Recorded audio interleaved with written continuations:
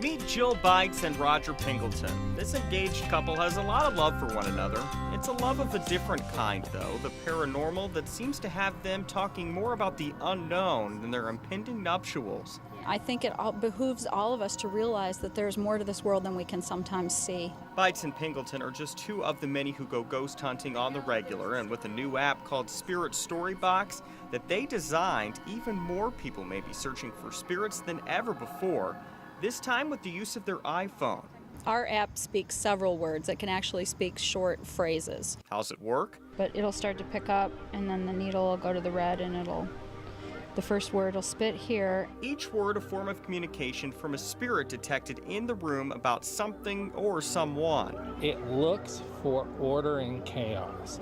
It looks at a signal of data that should be pretty much random, and it finds non-randomness. And we believe it's that signal of data that the spirits can actually manipulate. We decided to put the app to the test, firing it up at one of Louisville's most haunted places, the Conrad Caldwell House and Museum. Everyone seems to have a story about this spooky place.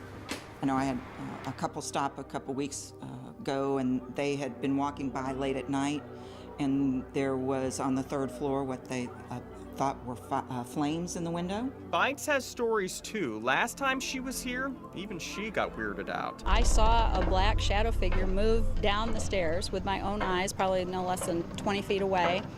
And at about the same time, we heard a disembodied moan come out of the second floor. And we all turned around and looked at each other and said, "Did you hear that?" And everyone said, "Yeah." We revisited that staircase. I know you can speak. I heard you moan that other time I was here. You moaned quite loudly. Seeing if perhaps the spirits would return once again, right away the app brought up several words and phrases. Sinister connotations. Sun here. explorers. Sun explorers. That increased once we got upstairs to William E. Caldwell's old office. We've actually never done this, but we don't want to do something that they'd be mad about. Fearful. Fearful.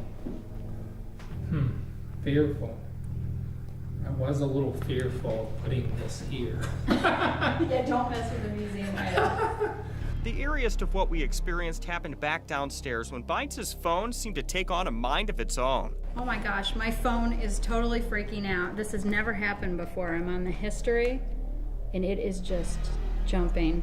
It's like tapping words. It's tapping words. Oh my gosh, I've got goosebumps. This has never happened in learning. Oh my gosh, that was the last thing. Oh. Oh my god, it just pressed clerk. That happened where a clerk in the home used to spend a lot of time. We sat down with the great-granddaughter of the Caldwells to ask about that potential encounter and the results the app came up with. One by one, each word seemed to have an explanation or story from this house. The word dog popped up throughout the trip, and it just so happens the people who lived here were dog lovers. Hate and other similar words popped up too at that main staircase, an area that the family loved. It's worth noting someone who lived here also died on a staircase in the home.